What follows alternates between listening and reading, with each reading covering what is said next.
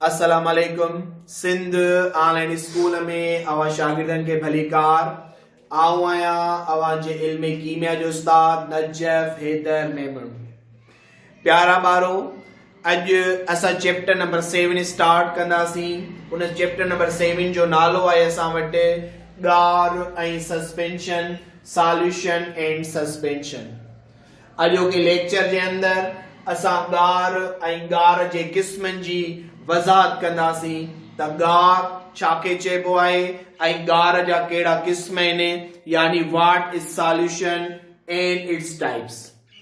Solution जी definition यानी गार जी वस्फ आऊं बोर्ड ते लिखी आहे त it is homogeneous mixture of two or more than two substances, यानी ॿ या ॿिनि खां वधीक शयुनि जी यकसां क़िस्म जी मिलावट खे गार चइबो आहे। गार जे अंदर ॿ या ॿिनि खां वधीक शयुनि जी मिलावट थींदी, पर उहा मिलावट हूंदी असां वटि यकसां यानी होमोजीनियस। यकसां मिलावट, होमोजीनियस मिलावट के समझण खां पहिरियां थोरो असां गार ते हलूं त गार जे अंदर असां वटि ॿ शयूं हूंदियूं। हिकिड़ी शइ हूंदी असां वटि ॻरंदड़ ऐं ॿी शइ हूंदी असां वटि ॻारींदड़। यानी जेको सॉल्यूशन आहे असां वटि गार, उन में ॿ शयूं आहिनि असां वटि। हिकिड़ो आहे असां वटि सॉल्यूट ऐं ॿियो आहे असां वटि सॉल्वेंट। सॉल्यूट मीन्स ॻरंदड़ ऐं सॉल्वेंट मीन्स ॻारींदड़। यानी जॾहिं असां ॻारींदड़ में ॻरंदड़ विझंदासीं, सॉल्वेंट जे अंदर सॉल्यूट विझंदासीं ऐं इहो सॉल्यूट जॾहिं उन सॉल्वेंट जे अंदर डिसॉल्व थींदो त नतीजे में ठहंदड़ शइ खे सॾींदासीं असां सॉल्यूशन यानी गार। हाणे इहो गार छा हुजणु खपे, इहो होमोजीनियस हुजणु खपे, यानी यकसां क़िस्म जी मिलावट हुजणु खपे, होमोजीनियस मिक्सचर हुजणु खपे। इहो होमोजीनियस मिक्सचर मां छा मुराद आहे, चइबो मिसाल वठो, तव्हां हिकिड़ो गिलास खणो पाणीअ जो, पाणीअ जो गिलास खयोसीं, इन वाटर जे अंदर पाणी हिकिड़े गिलास जे अंदर असां हिकु चमचो यानी 1 स्पून असां शुगर खयो आहे, यानी हिकु चमचो असां खंड जो खणूं था। इहो खंड जो हिकु स्पून जॾहिं असां हिन वाटर में डिसॉल्व कराईंदासीं त इते इहो जेको पाणी आहे इहो ॻारींदड़ आहे यानी सॉल्वेंट आहे। जॾहिं त हिकु स्पून शुगर जेका आहे असां वटि इहो सॉल्यूट आहे, यानी इहो असां वटि ॻरंदड़ आहे। यानी जॾहिं असां खंड पाणीअ में डिसॉल्व कराईंदासीं त इहा पाणीअ जे तरे में न वेही रहंदी, बल्कि पूरे इन पाणीअ जे गिलास में मिक्स थी वेंदी।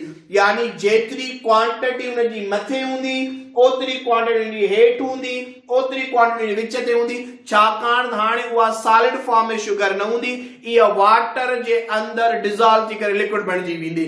हाणे अहिड़े क़िस्म जी मिलावट जेका थ्रो आउट सेम हुजे, यानी पूरी उन जी कंपोजिशन साॻी हुजे, त अहिड़े क़िस्म जी असां मिक्सचर खे होमोजीनियस मिक्सचर यानी यकसां क़िस्म जी मिलावट चवंदासीं। त यानी गार जे अंदर ॻरंदड़ ऐं ॻारींदड़ जॾहिं इहे ॿई पाण मंझि मिलंदा त असां वटि सॉल्यूशन यानी असां वटि गार ठहंदो। हाणे सॉल्यूट जी क्वांटिटी सॉल्यूशन जे अंदर लेस हूंदी आहे, यानी घटि मिक़दार हूंदो आहे, जॾहिं त सॉल्वेंट इहो वधीक मिक़दार में हूंदो आहे। यानी सॉल्यूशन जे अंदर, गार जे अंदर जेका शइ वधीक मिक़दार में हुजे उहा सॉल्वेंट चवराईंदी, जेका शइ घटि मिक़दार में हुजे उनखे असां सॉल्यूट सॾींदासीं।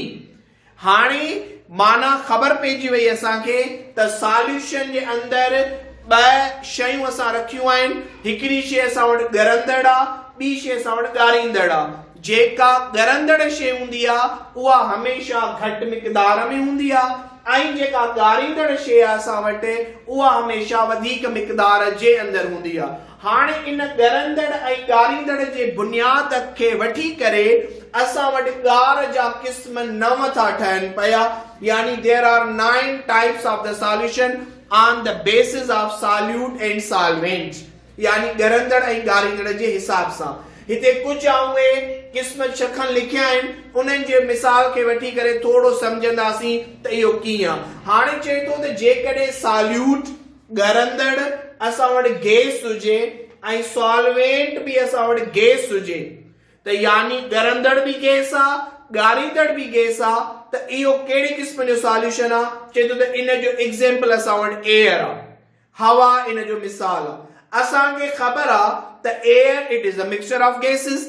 इन एयर जे अंदर जेका वधीक क्वांटिटीअ में आ उहा नाइट्रोजन गैस आ ऐं जेका घटि क्वांटिटी आ उहा ऑक्सीजन आ। यानी नाइट्रोजन जो क्वांटिटी एयर जे अंदर वधीक आ, इट मीन्स नाइट्रोजन असां वटि सॉल्वेंट आ।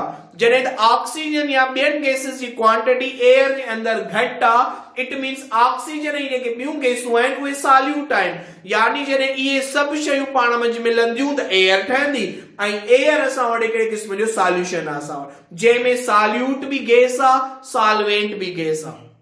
ॿियो असां वटि जॾहिं सॉल्यूट यानी ॻरंदड़ गैस हुजे ऐं सॉल्वेंट यानी ॻारींदड़ लिक्विड हुजे असां वटि, त इन जो मिसाल कहिड़ो आहे? असां वटि कोल्ड ड्रिंक्स जेके असां पियूं पिया, 7 अप, पेप्सी, ड्यू वग़ैरह। हाणे इहे जेके कोल्ड ड्रिंक्स आहिनि असां वटि, इन्हनि बॉटल्स जे अंदर लिक्विड पियल आहे ऐं प्रेशर सां इन्हनि जे अंदर गैस यानी कार्बन डाइऑक्साइड गैस भरियल आहे। हाणे कार्बन डाइऑक्साइड गैस जी क्वांटिटी घटि आहे, लिक्विड जी क्वांटिटी वधीक आहे, त पोइ क्वांटिटी लिक्विड जी वधीक थी वई, माना लिक्विड सॉल्वेंट थी वियो ऐं गैस जेका कार्बन डाइऑक्साइड फिल थियल आहे इन्हनि फिजी ड्रिंक्स जे अंदर, उहा चाहे उहा घटि मिक़दार में आहे, इट मीन्स उहा असां वटि सॉल्यूट थी वई ऐं मिसाल असां वटि 7 अप ऐं अहिड़े क़िस्म जूं कोल्ड ड्रिंक्स अची वयूं।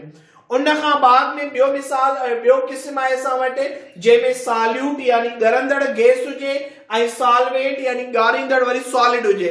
इन जो मिसाल आहे असां वटि त हाइड्रोजन गैस, प्लाटिनियम, निकिल या जेके ॿिया क़िस्म जा मेटल्स आहिनि, उन्हनि मेटल्स जे अंदर इहा गैस जॾहिं एब्जॉर्ब थिए, ट्रांजिशन मेटल्स असां पॉइंट लेक्चर्स में पढ़ी आयासीं त जेको बी ग्रुप आहे असां वटि पीरियोडिक टेबल जो, उन्हनि जा ट्रांजिशन एलिमेंट्स थींदा आहिनि, पोइ उन्हनि जे अंदर इहे गैसूं एब्जॉर्ब थींदियूं आहिनि, त मेटल यानी सॉलिड इन जी क्वांटिटी वधीक आहे, इन जे अंदर जेका गैस एब्जॉर्ब थी रही आहे उन जी क्वांटिटी घटि आहे। इहो मिसाल आहे असां वटि सॉलिड ऐं गैस ऐं सॉलिड जो।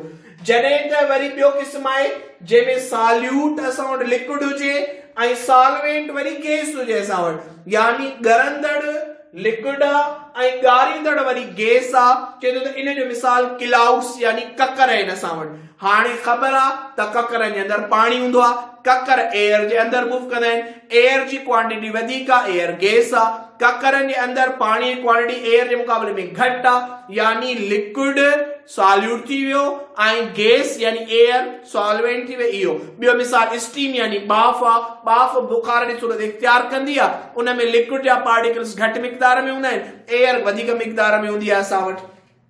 वरी असां वटि लिक्विड बि सॉल्यूट हुजे ऐं सॉल्वेंट बि लिक्विड हुजे, यानी ॿई असां वटि लिक्विड हुजनि, त पोइ इन जो मिसाल आहे असां वटि जीअं असां खीर में चांहि ठाहींदा आहियूं, जंहिं पाणी खीर में मिलायूं, पाणीअ में शरबत मिलायूं, यानी किन बि ॿिनि लिक्विड्स खे पाण में मिलाए छॾियूं, त उहो हाणे जहिड़े नमूने असां शरबत ठाहींदासीं त पाणीअ जी क्वांटिटी वधीक हूंदी, उहो जेको प्योर शरबत आहे उन जी क्वांटिटी ज़ाहिर सी ॻाल्हि आहे घटि रखंदासीं। हाणे जंहिंजी क्वांटिटी घटि ईंदी उहो सॉल्यूट, जंहिंजी क्वांटिटी वधीक हूंदी उहो सॉल्वेंट। उन खां अलावा असां वटि लिक्विड बि सॉल्यूट हुजे ऐं सॉल्वेंट वरी असां वटि सॉलिड हुजे, यानी ॻारींदड़ सॉलिड आहे ऐं ॻरंदड़ लिक्विड आहे। इन जो मिसाल आहे असां वटि अमलगम। अमलगम छा आहे असां वटि? Amalgam it is the mixture of two metals, ॿिनि मेटल्स जो मिक्सचर आहे जंहिंमें हिकिड़ो मेटल मर्क्यूरी हूंदो आहे। हाणे मर्क्यूरी लिक्विड फॉर्म में आहे, ॿियो कहिड़ो बि मेटल खणो उहो सॉलिड फॉर्म में हूंदो, इन मिक्सचर खे असां सॾींदा आहियूं अमलगम।